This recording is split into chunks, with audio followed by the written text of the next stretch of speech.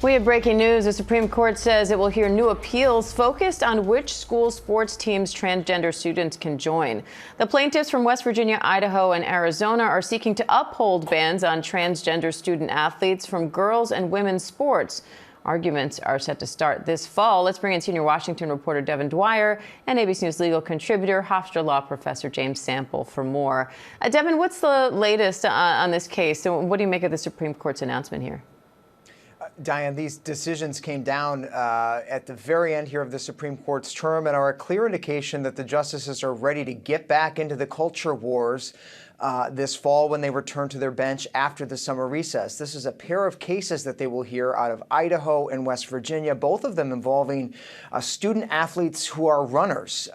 One in the Idaho case is a Boise State student who wants to run on the college track team.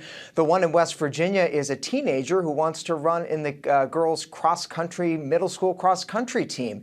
In both places, federal appeals courts struck down or at least put on hold these bans in the states, Diane, requiring students to participate in the sport consistent with their gender assigned at birth and to undergo sex testing in some cases to verify their sex. But what the Supreme Court has now said is that it will review those decisions by the appeals courts that said that those laws are likely unconstitutional under the Equal Protection Clause of the 14th Amendment.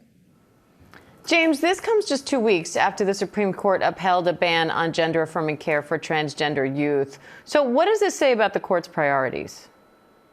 Diane, I think that's a really good question. And in that case 2 weeks ago, what was particularly interesting and I think is compelling when you consider taking up these cases is that the court applied a standard of review as to the Tennessee law involving transgender health care provisions in that particular case called rational basis review. That is basically the lowest level of review that the Supreme Court applies in a constitutional context. And basically it means as long as the state can come up with a rational, it doesn't need to be the best, it doesn't even need to be particularly good necessarily, it just needs to be rational, not irrational, then the law is upheld. That if that particular standard of review applies in these cases, that would be a dramatic victory for opponents of transgender rights, not just in the sports context, but in a broader overall context. I think that in addition to the underlying substantive question here about transgender girls and women participating in women's and girls' sports,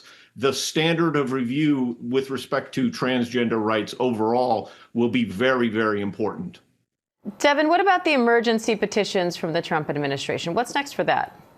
There are a number of requests by President Trump, Diane, waiting at the Supreme Court as they head off into their summer recess. The president has asked the justices to lift lower court blocks on his ability to fire federal workers across all 19 federal agencies, specifically to lift a block on the reduction in force at the Department of Education, those attempts to dismantle the Education Department.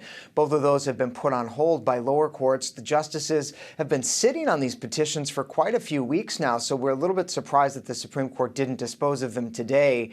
But we do expect in short order that the court will weigh in and have a very busy summer addressing the bevy of lawsuits that continue to come up to the Supreme Court challenging President Trump's actions, Diane. All right, Devin Dwyer, James Sample, thank you both.